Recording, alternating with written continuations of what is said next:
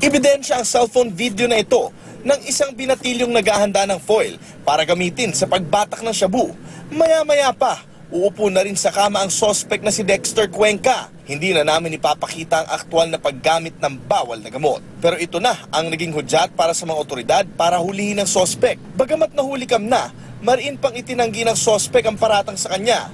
Hindi po tayo, sa kanila nang gagaling nga yun. Sinatot lang po nila ako doon. Buwan pa pala ng Enero nang humingi ng tulong sa mga opisyal na barangay Kulyat sa Quezon City ang magulang na binatilyong nasa video. Madalang daw kasi itong umuwi sa kanila. Sa pagharap ng barangay, nalaman nilang tumutuloy ito sa bahay ni Cuenca kasamang isa pang binatilyo. Nang kausapin ng masinsinan ng barangay ang dalawang menor de edad.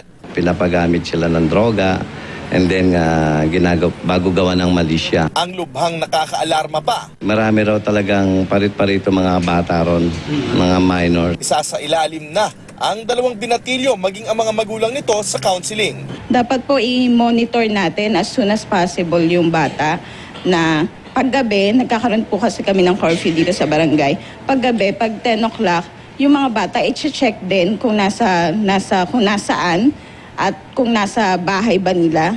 Siguro i-monitor po kahit po yung sa cellphone, sa Facebook.